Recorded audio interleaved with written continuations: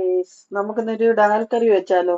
അതിന് പരിപ്പ്, ആവശ്യത്തിനുള്ള പരിപ്പ് വെള്ളത്തിലിട്ട് വെച്ചിട്ടുണ്ട്. നമുക്ക് ഒരു കുക്കർ എടുത്ത് കുക്കർ വാഷ് ചെയ്ത് കുക്കറിലേക്ക് ഇട്ട് കൊടുക്കാം. അതിലൊരു സവാള ഞാൻ കട്ട് ചെയ്തിട്ടിട്ടുണ്ട്. നമ്മൾ അരി വെച്ചേക്കുന്ന ഡാൽ ഇതിനകത്തോട്ട് ഇട്ട് കൊടുക്കാം.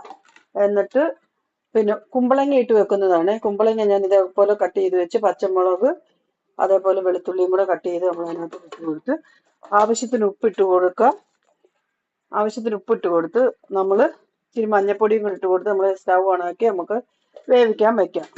വെള്ളം ഒഴിച്ചു കൊടുക്കുക. ആവശ്യത്തിനുള്ള വെള്ളവും കൂടെ ഒഴിച്ചു കൊടുത്തിട്ട് നമുക്ക് വേവിക്കാൻ വയ്ക്കാം. നമ്മൾ സ്റ്റൗ ഓണാക്കി വേവിക്കാൻ വെച്ചു. ഒരു ശകലം മുളക് പൊടിയും കൂടെ അതിനകത്തിട്ട് ഇട്ട് കൊടുക്കാമേ. ഒരു ശകലം മുളക് പൊടി മതി. എന്നിട്ട് നമുക്ക് അടച്ചു വെച്ച് നമുക്ക് വേവിക്കാം. ഇച്ചിരി മുളക് പൊടിയും കൂടി ഇട്ട് കൊടുക്കുവാണ്. ശകലം മതി കേട്ടോ. ഇട്ട് കൊടുത്ത് നമ്മൾ വേവിക്കാൻ വെച്ചു. ഓക്കെ.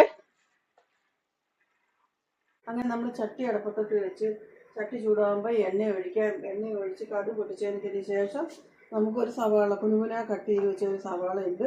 അതിനകത്ത് ഒരു വെളുത്തുള്ളിയും കൂടെ ഞാൻ കുനുകുന കട്ട് ചെയ്ത് വെച്ചിട്ട് നമുക്ക് അതിട്ട് കടുക് പൊട്ടിച്ച് എടുക്കാം. ഓക്കെ.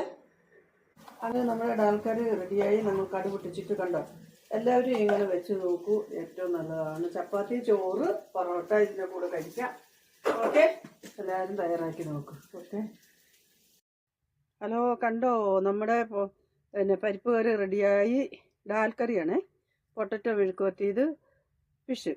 കണ്ടോ, നല്ല സൂപ്പറാണ്. അയിലയാണ്. എല്ലാവരും ഇങ്ങനെ തയ്യാറാക്കി നോക്കൂ. എന്നിട്ട് പിന്നെ നിങ്ങളെല്ലാവരും കെട്ടിയന്മാർക്കൊക്കെ വെച്ച് കൊടുക്കൂ. അല്ല, ആദ്യമായിട്ട് കാണുന്നവരാണെങ്കിൽ എൻ്റെ വീഡിയോ ഒന്ന് സബ്സ്ക്രൈബ് ചെയ്ത് കാണൂ. Okay, by.